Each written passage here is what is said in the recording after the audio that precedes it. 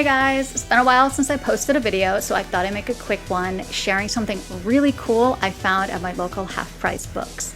The SEGA Arcade pop-up history. It's still wrapped in the plastic. Super excited to check it out with you guys. I haven't even looked at it yet. I did score some video games, and I also found some anime on Laserdisc when I was there, which is really rare, so super excited about that. The first game I picked up, BioShock 1 and 2, the Ultimate Rapture Edition, with tons of bonus content. And check it out, no download codes, all physical discs. Some Samurai Warriors on the PS3, Mick Kids on the NES, complete in box. I remember playing this game as a kid. It was super fun. It kind of reminds me of Mario 3. And then the last game I picked up was Prey, the limited collector's edition, for only $8 because they said the disc was missing. But little did they know, ha ha ha ha. It's kind of crazy that it's been 20 years since Prey came out. I remember playing this back in the day and thinking it was one of the coolest shooters. It let you manipulate gravity and use portals to traverse the levels. It was so different at the time. This is a cute, funny little anime that came out in 1997 called Photon, and I got volume 3 and 4. They're like $19 each, which is a complete steal.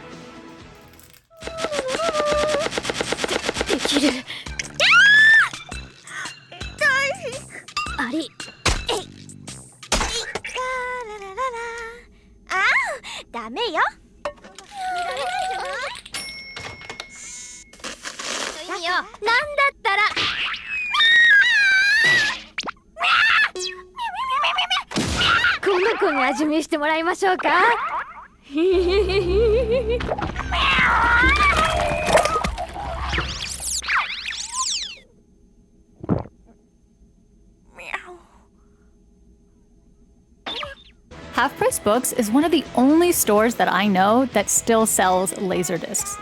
And I want to still collect for it, but ordering from overseas right now is insane between tariffs and custom fees, so I really appreciate that there's still one store left that I can buy my Laserdiscs from. But when I was looking through the shelves at Half Price Books, I actually was going through and the publisher's name actually jumped out of the shelf, Read Only Memory, which is a British publisher. They make really great high-quality video game books, so why would I not pick up this one? I've actually ordered one from their website before, the Sega Mega Drive and Genesis Completed Works, which is really pretty. It is one of my favorite video game books that I own. It showcases the history of the Genesis, tons of concept art, diagrams, and design documents in full color. It also features 28 interviews with some of Sega's top developers. This Sega pop-up history book highlights 6 of the most iconic Sega Taiken, or motion simulation video game cabinets from the arcade scene of the 1980s. Legendary Yu Suzuki, game developer and head of Sega's AM2 team, offers first-hand insight into the development of these groundbreaking games. 1985, Hang On was the first example of the Taiken concept, pushing the boundaries of video game technology, requiring 4 separate PCBs stacked on top of each other, and it featured AM2's superscalar technology. Hang On was unmissable in the arcade, that sleek red bike with its 4 speakers pumping out engine and tire squeals. Welcome to the Fantasy Zone. Get ready. Another 1985 arcade hit by Suzuki. This is the first rolling type cabinet known for its 8-way motion seats, giving the player the sensation of floating through your environment. My mall growing up did not have this deluxe arcade, so I unfortunately have never even played it. It is on my bucket list.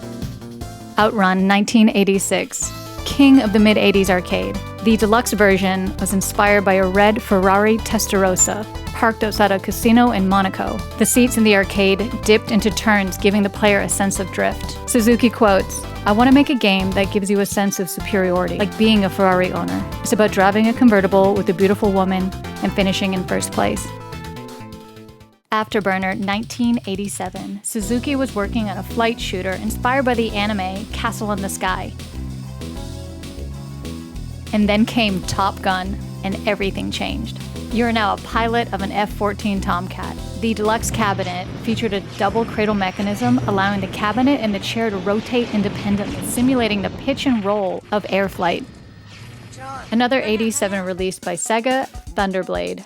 Suzuki and his team at AM2 were not directly involved in this one though. It landed on Sega's AM1 team, creators of Shinobi. Inspired by the TV series Blue Thunder, the team created a military shooter that simulated helicopter flight. The large monitor was placed low to reproduce the perspective of a pilot looking down on landscape. In our final arcade, Power Drift, 1988, Suzuki's most ambitious project yet. A sprite-based racer taking place in a world that looked and behaved like a true 3D environment. 12 cars race in a chaotic cluster of vehicles jolting for the lead, sending each other flying off the road. Power Drift introduced the concept of the comedic, character-led kart racing game, years before Mario Kart.